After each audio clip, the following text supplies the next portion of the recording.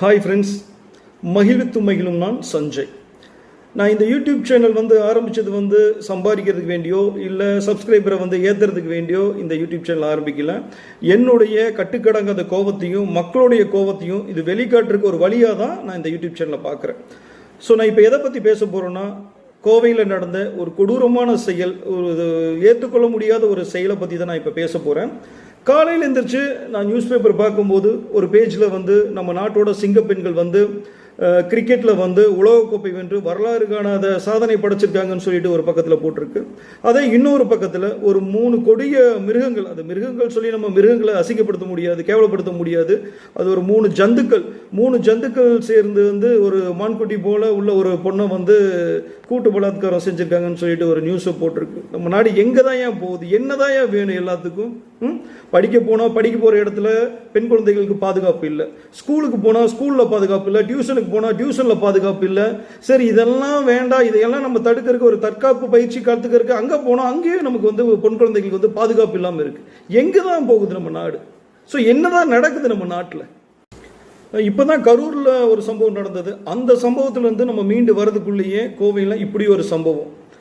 காந்திஜி 1947 சுதந்திரம் வாங்கும்போது சொன்னார், இப்போவான நம்ம சுதந்திரம் இல்லை, எப்போ ஒரு பொண்ணு ராத்திரியில் தனியாக நடந்து போயிட்டு தனியாக அதே மாதிரி திரும்பி வராங்களோ அப்போ தான் நம்ம நாடு சுதந்திரம் வாங்குன்னு சொன்னாங்க.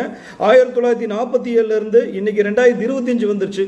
இப்போ வரைக்கும் நம்ம பெண்களுக்கு கரெக்டான பாதுகாப்பு இருக்குதாங்கிறதே ஒரு கேள்விக்குறியாக இருக்குது. டெல்லியில் பார்த்தீங்கன்னா ஒரு பொண்ணை பஸ்ஸுக்குள்ளே வச்சு பல ஜந்துக்கள் சேர்ந்து கொடூரமாக நாசம் பண்ணாங்க. அதே மாதிரி இப்போது சென்னையில் பார்த்தீங்கன்னா அண்ணா யூனிவர்சிட்டியில் அந்த காலேஜில் அந்த வளாகத்தில் அங்கே தெரிஞ்ச இடத்துல உட்காந்து பேசுகிற ஒரு ஆணும் பொண்ணையுமே அங்கே சில பேர் சேர்ந்து அதே மாதிரி நாசம் பண்ணாங்க. இப்போ கோவையில் நம்ம நாடு எங்கே தான் போகுது? என்னதான் நடக்குது நம்ம நாட்டில்? நம்ம இப்போ விஷயத்துக்கு வருவோம். தமிழ்நாட்டிலேயே அமைதியான நகரமாக சொல்லப்படுறதான் நம்ம கோயம்புத்தூர் நகரம். இந்த கோயம்புத்தூர் நகரில் நவம்பர் 2 ஞாயிற்றுக்கிழமை நைட்டு 10:40 ஒரு கூக்குரல். ஸோ அந்த கூக்குரல் யாருக்குமே கேட்காம இருக்கலாம். ஆனால் அங்கே இருந்தவங்களுக்கு அந்த கூக்குரலோட வலி என்ன, வேதனை என்ன, அதை அனுபவிச்சவங்க அந்த கத்தும்போது அதோட வலி அனுபவிச்சாதான் தெரியும். என்னன்னு பார்த்தீங்கன்னா, கோயம்புத்தூரில் பீலமேடு ஏர்போர்ட்டுக்கு பேக் சைடில் ஒரு காட்டு பகுதி, ஒரு இருட்டான பகுதியில் ஒரு ஆணும் பெண்ணும் உட்காந்து பேசிகிட்டு இருக்காங்க. அவங்க காதலர்கள் சொல்லப்படுது. அவங்க நைட்டு பேசிகிட்டு இருக்கும்போது அந்த இடத்துல 3 ஜந்துக்கள் அவங்க மேலே ஏற்கனவே பல திருட்டு கேஸும் ஒரு கொலை கேஸும் இருக்குது. ஒரு சத்தியமங்கல பகுதியில் நடந்த ஒரு திருட்டு கேஸில் இருந்து இப்போதான் பெயிலில் வந்திருக்காங்க. அதில் பார்த்தீங்கன்னா சதீஷ் என்கின்ற கருப்புசாமி, வயது 30 வயசு தான், பெரிய 40 வயசு 50 வயசு இல்லைனா வெறும் 30 வயசு தான். அவருடைய தம்பி கார்த்தி என்கின்ற காளீஸ்வரன், அவருக்கு வயசு பார்த்தீங்கன்னா 21 வயசு தான். அதுக்கப்புறம் மூணாவது ஜந்து பார்த்தீங்கன்னா குணா என்கின்ற தவசி, அவனோட வயசு பார்த்தீங்கன்னா 20. இந்த 3 பேரும் ஃபுல்லாக போதையில் அந்த பகுதிக்கு வராங்க. காட்டு பகுதி, இருட்டு பகுதியில் ஒரு கார் நிற்குது. அந்த காரில் பார்த்தீங்கன்னா ஒரு ஆணும் பெண்ணும் பேசிகிட்டு இருக்காங்க. இதை பார்த்தோன்னே அவங்களுக்குள்ள அந்த போதையில் உண்டான ஒரு காம வெறியில் என்ன பண்ணியிருக்காங்கன்னா, அவங்கள வெளியில் வர சொல்லி கதவை தட்டியிருக்காங்க. நம்ம ஒரு இக்கட்டான சூழ்நிலை மாட்டியிருக்கோம் அப்படின்னு சொல்லி தெரிஞ்சுட்டு அங்கே இருக்கிற அந்த ஆணும் பெண்ணும் அந்த கதவை திறக்காமல் இருந்திருக்காங்க. அந்த கோபத்தில் அந்த 3 பேர்த்தில் ஒருத்தர் என்ன பண்ணியிருக்காங்கன்னா, பெரிய கல் எடுத்து அந்த கண்ணாடியை உடைச்சிருக்கிறான். கண்ணாடியை உடைச்சு அவங்கள வெளியில் வர சொல்லியிருக்காங்க. அந்த 3 பேர்த்துக்கிட்டையும் பார்த்தீங்கன்னா அருவாள் கையில் இருந்திருக்கு. அந்த அருவாளில் அந்த பையனை வெட்டியிருக்காங்க, தலையில் அடிச்சிருக்காங்க. தலையில் அடிச்சுன்னா அந்த பையன் அங்கே மயக்கம் போட்டான். அந்த பொண்ணை அந்த 3 ஜந்துக்களும் அந்த இடத்துல இருந்து கொஞ்சம் மீட்டர் தள்ளி ஒரு பெரிய சுவர் இருக்குது, ஒரு 6 அடி சுற்றுச்சுவர் மாதிரி இருக்குது. அந்த சுவருக்கு பின்னாடி அந்த பொண்ணை வலுக்கட்டாயமாக தூக்கிட்டு போய் பாலியல் வன்கொடுமை பண்ணியிருக்காங்க. பாலியல் வன்கொடுமை பொண்ணு ரொம்ப சித்திரவதை பண்ணியிருக்காங்கன்னு சொல்லியிருக்காங்க. அந்த பொண்ணு அது எப்படி தான் அந்த பொண்ணு தாங்குச்சுன்னு தெரியல. இந்த பையன் வந்து என்ன பண்ணியிருக்கான்னா, காரில் அடிப்பட்ட பையன் வந்து மயக்கத்தில் இருந்திருக்கான். மயக்கத்திலிருந்து மயக்க தெளிஞ்சு பார்க்கும்போது மணி வந்து 11:20. 11:20ங்கும் போது அந்த பையன் வந்து அந்த வழியோட வெளியில் வந்து ரோட்டுக்கு வந்து ரோட்டில் போகிறவங்க கிட்ட ஃபோனை வாங்கி 100க்கு ஃபோன் பண்ணி இந்த மாதிரி நடந்த நிகழ்ச்சிகளில் வந்து 100க்கு ஃபோன் பண்ணி சொல்லியிருக்காங்க. 100லேருந்து ஃபோன் பண்ணோன்னே அங்கிருந்த அந்த பெட்ரோல் இருந்த போலீஸ் வந்து 11:20க்கு ஃபோன் பண்ணியிருக்காடி 11:35க்கு அந்த ஸ்பாட்டுக்கு போலீஸ்காரங்க வந்துட்டாங்க. 11:35 அந்த பையன்கிட்ட நடந்த விஷயங்கள் வந்து 1 to 1 எல்லாமே கேட்டிருக்காங்க. கேட்டுட்டு இமீடியட்டாக போலீஸை வர சொல்லி 3 பேராக வந்து ஒரு டீமாக வந்து செட் பண்ணி அந்த ஏரியா ஃபுல்லாமே தேடி இருக்காங்க. பட் வந்து அந்த பொண்ணை வந்து கண்டுபிடிக்க முடியல. 4 மணி வரைக்கும் அந்த பொண்ணு நரக வேதனை அனுபவிச்சிருக்காங்க. 4 மணிக்கு மேல் அந்த பொண்ணை விட்டுட்டு அவங்க 3 பேரும் தப்பிச்சு போயிட்டாங்க. அவங்க வந்தது வந்து சத்தியமங்க கோவில் பாளையங்கிற ஒரு இடத்துல வந்து சாவியோட ஒரு நின்ன எக்ஸல் வண்டி வந்து டிவிஎஸ் எக்ஸல் வண்டி வந்து திருடிட்டு வந்திருக்காங்க. திருடிட்டு வந்த வண்டியில தான் இந்த ஏரியாவுக்கு வந்திருக்காங்க. வந்தது போதையில் தான் வந்திருக்காங்கன்னு சொல்லியிருக்காங்க. அந்த பொண்ணு அங்கே விட்டுட்டு அந்த 3 பேர் எப்படி தப்பிச்சு போனாங்கன்னே தெரியல. ஆனால் போலீஸ் எல்லாம் 11:35 தேடுறேன்னு சொல்லியிருக்காங்க, தேடிட்டு இருக்கேன்னு சொல்லியிருக்காங்க. அவங்கள மீறி அந்த பசங்க எப்படி தப்பிச்சு போனாங்கன்னு தெரியல. ஸோ அந்த பொண்ணு வந்து 4 மணி வரைக்கும் மயக்கத்திலேயே இருந்திருக்காங்க. 4 மணிக்கு தான் வந்து முழிப்பு வந்திருக்குது. அந்த நிதானத்தில் அந்த அலங்கோலமான ஒரு சூழ்நிலையில் அந்த பொண்ணா தானாக எந்திரிச்சு வந்து பக்கத்தில் இருக்கிற வீடை போய் தட்டியிருக்காங்க, ஹெல்ப்புக்கு வேண்டி கேட்டிருக்காங்க. அன்எக்ஸ்பெக்டடாக அங்கே வந்து யாருமே வந்து அந்த கதவை திறக்கல. ஏன்னா அவங்களுக்கு தெரியல. அந்த பொண்ணு வந்து காலிங் பெல் அடிச்சிருக்காங்க, காலிங் பெல் யூஸ் ஆகலை. அப்புறம் மோட்டரெல்லாம் வந்து தண்ணி மோட்டரெல்லாம் போட்டு அந்த சுவிட்செல்லாம் போட்டு அந்த சவுண்ட்லேயாச்சும் வருவாங்கன்னு பார்த்துருக்காங்க. அப்படியும் வரல. அதுக்கப்புறம் இன்னொரு வீட்டில் போய் தட்டும்போது தான் வந்து அங்கே இருக்கிறவங்க வந்து அந்த பொண்ணை பார்த்துட்டு அந்த பொண்ணோட சூழ்நிலையை, அந்த பொண்ணோட அலங்கோலமான இதை பார்த்துட்டு என்ன பிரச்சனை ஏதுன்னு விசாரிக்கும் போது இந்த மாதிரி நடந்திருக்குன்னு சொல்லி அவங்க சொல்லியிருக்காங்க. அப்புறம் அங்கே இருக்கிறவங்கெல்லாம் அந்த பொண்ணுக்கு வந்து ட்ரெஸ் கொடுத்து அவங்க வீட்டில் இருக்க பொண்ணுங்களோட ட்ரெஸ்ஸை கொடுத்து இமீடியட்டாக வந்து ஸ்டேஷனுக்கு வந்து இன்ஃபார்ம் பண்ணியிருக்காங்க. அப்படி தான் வந்து அந்த பொண்ணை வந்து போலீஸ்காரங்க மீட்டிருக்காங்க. போலீஸ்காரங்க மீட்டு அவங்க வந்து ஒரு தனியார் ஆஸ்பத்திரியில் இமீடியட்டாக சிகிச்சைக்கு வந்து அனுப்பிச்சிருக்காங்க.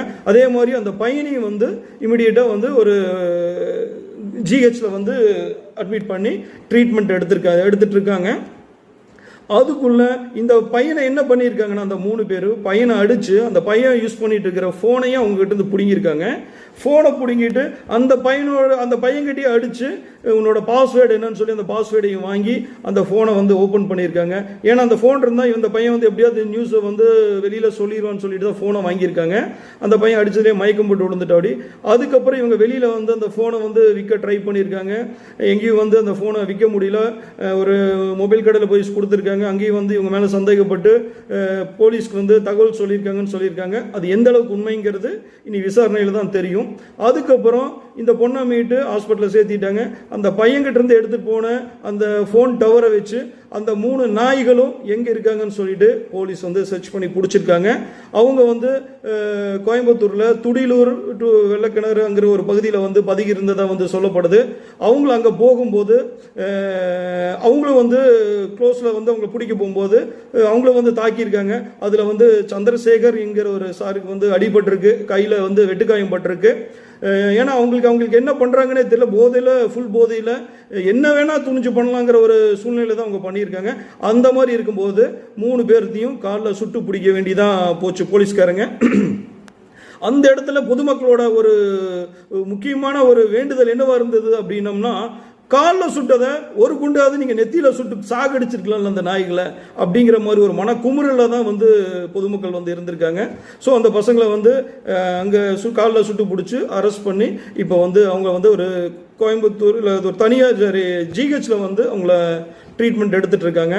ஏன் இது வரைக்கும் அவங்கள வந்து ஃபோட்டோ வந்து 3 பேர்த்தோட ஃபோட்டோ ரிலீஸ் பண்ணல அப்படின்னு பார்த்தீங்கன்னா, ஐடென்டிஃபை பண்ணணும்.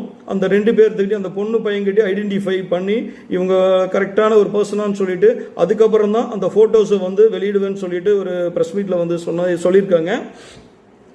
இந்த டீமை வந்து இந்த பசங்களை பிடிக்கிறதுக்கு, இந்த நாய்களை பிடிக்கிறதுக்கு 7 டீமை வந்து ஃபார்ம் பண்ணி தான் வந்து பிடிச்சிருக்காங்க. இதை வந்து ஒரு ப்ரெஸ் மீட்டில் வந்து சரவணன் சுந்தர் சார் வந்து டீட்டெயிலாக வந்து ப்ரெஸ் மீட்டில் சொல்லியிருக்காங்க. ஏன் வந்து நிறைய கட்சிகள் வந்து ஏன் வந்து 4 மணி நேரம் நீங்கள் வந்து டைமை வேஸ்ட் பண்ணியிருக்கீங்க, கொஞ்சம் இமிடியேட்டாக கொஞ்சம் ஏர்லியாகவே நீங்கள் வந்து அந்த பொண்ணை சேவ் பண்ணியிருந்தீங்கன்னா கொஞ்சம் வந்து பாதிப்புகள் கம்மியாக இருக்குமே அப்படின்னு சொல்லிட்டு நிறைய கட்சிகள் வந்து கொஸ்டின் பண்ணியிருக்காங்க நம்ம காவல்துறை மீது. பட் அது வந்து ரொம்ப ரொம்ப இருட்டான இடம், காட்டுப்பகுதி.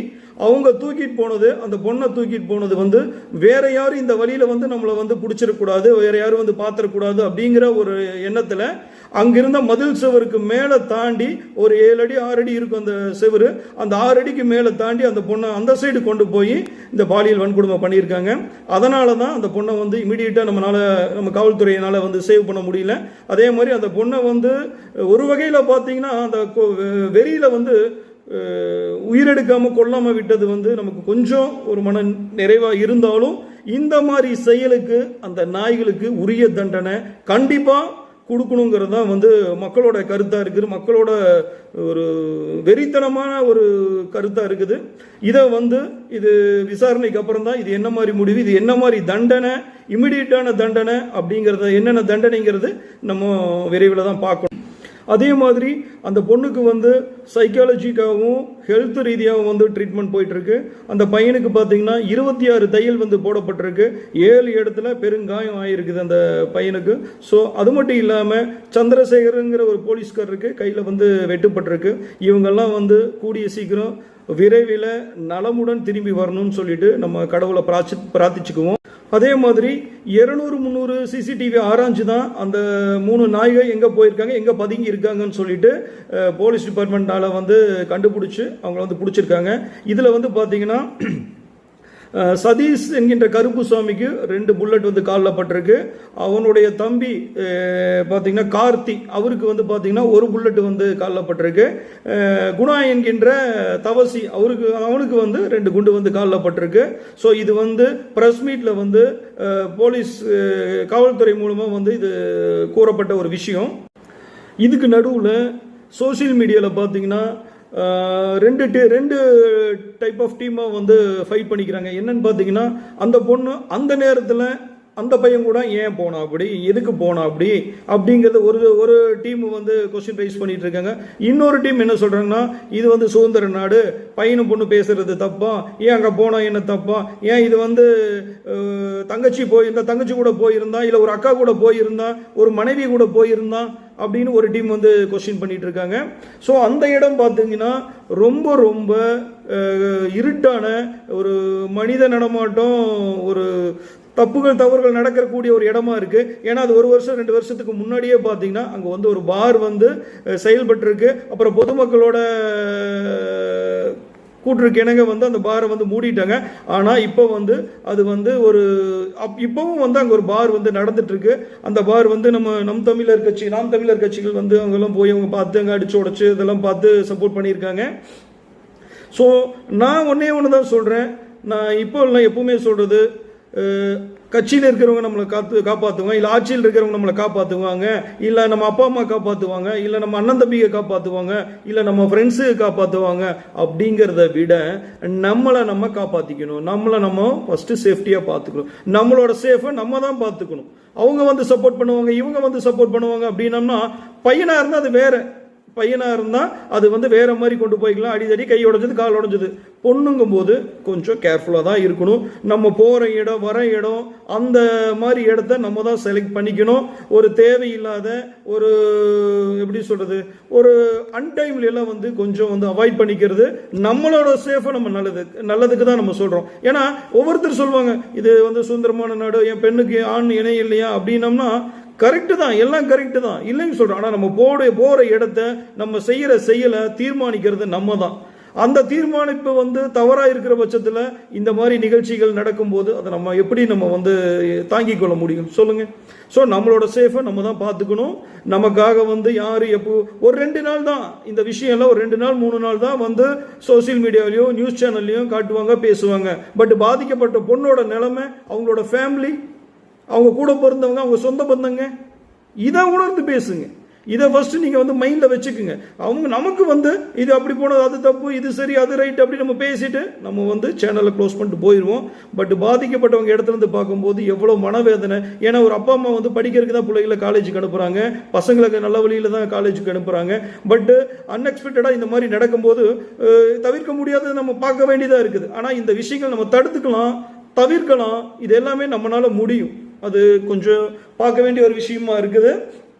அதே மாதிரி பார்த்தீங்கன்னா இப்போ வந்து இந்த தவறெல்லாம் நம்ம எங்கே நடக்குதுன்னு பார்த்தோம்னா, இப்போ அந்த பசங்களோட வயசெல்லாம் பார்த்தீங்கன்னா பெரிய ஒரு 30 வயசு, 30, 40, 50 வயசுலாம் கிடையாது.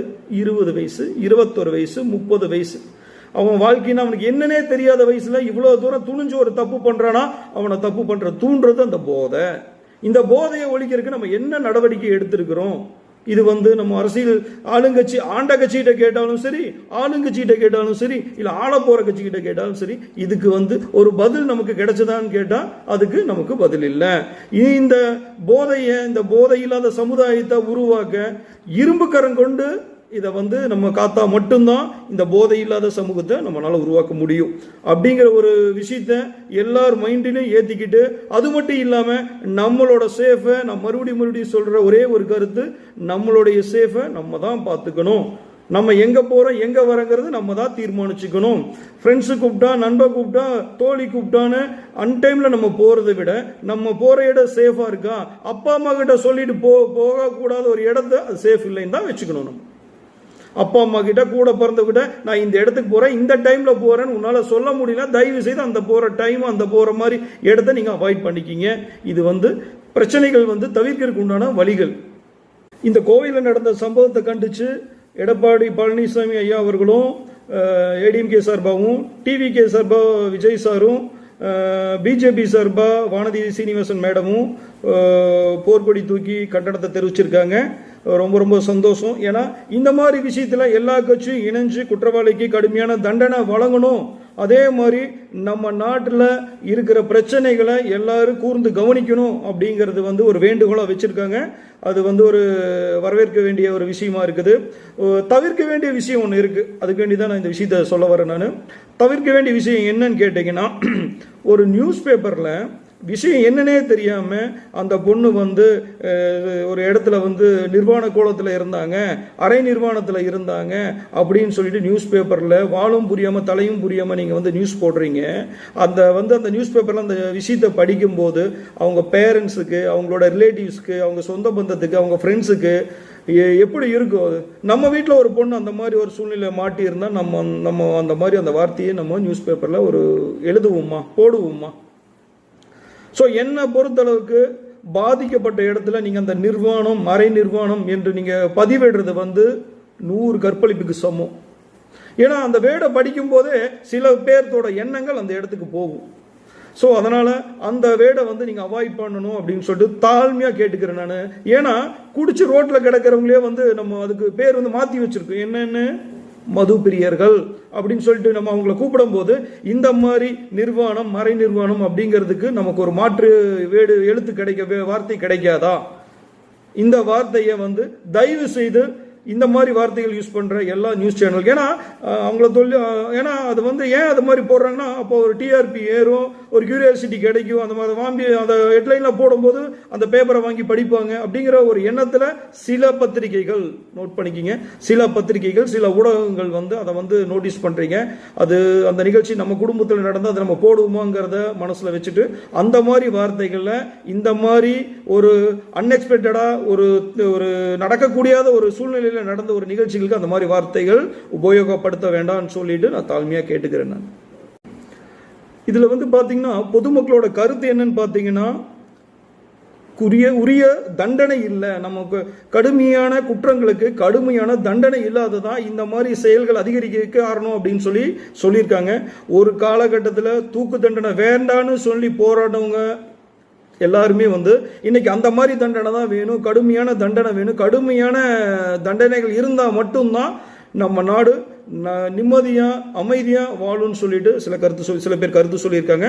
அது கூடவே வந்து போதை இல்லாத சமூகத்தை, ஏன்னா இன்னைக்கு 12 வயசு 10 வயசுலேருந்து ஆரம்பிச்சுக்கிறாங்க ஒவ்வொரு ஒயின் ஷாப்லையும். ஏன்னா முதல்ல எல்லாம் குடிக்கிறது மட்டும்தான் போதையாக இருந்தது. இப்போ குடியை விட்டுட்டு மற்ற எல்லா விஷயம் கஞ்சா அப்படின்னு அடுத்த கட்டங்களை நோக்கி ஃபாரின் ரேஞ்சுக்கு வந்து இன்னைக்கு நம்ம நாடு வந்து போயிட்டு இருக்குது. இதையும் நம்ம வந்து இரும்பு கரம் கொண்டு தான் நம்ம வந்து அடக்கணும். இரும்பு கரம் கொண்டு அடக்கினா மட்டும்தான் இந்த போதையை நம்ம வந்து ஒழிக்க முடியுங்கிறத இங்க ஆணித்தரமா நான் வந்து பதிவிட்டுக்கிறேன். நான் அதே மாதிரி பார்த்தீங்கன்னா இந்த குற்றத்துக்கு வந்து இமிடியேட்டா ஆக்ஷன் எடுத்த நம்ம தமிழ்நாடு முதல்வர் மு க ஸ்டாலின் அவர்களுக்கும் என்னோட சார்பாக வந்து நம்ம மரியாதை செலுத்துகிறேன், பாராட்ட தெரிவிச்சுக்கிறேன். இமிடியேட்டா அந்த குற்றவாளியில சுட்டு பிடிச்சி இமிடியேட்டா அதுக்கு தண்டனையும் கொடுக்கணும்னு சொல்லிட்டு சுட்டு பிடிச்சேன். இமிடியேட்டா தண்டனையும் கிடைக்கணும்னு சொல்லிட்டு நான் வந்து என்னோட கருத்தை வந்து இந்த இடத்துல நான் பதிவு செஞ்சு மீண்டும் ஒரு முறை தமிழ்நாட்டு அரசுக்கும் உடனடியாக குற்றவாளியை கைது செய்த தமிழ்நாட்டு காவல்துறைக்கும் குறிப்பாக கோயம்புத்தூர் காவல்துறைக்கும் என்னுடைய பாராட்டுக்களை தெரிவித்துக் கொள்கிறேன். நன்றி, வணக்கம்.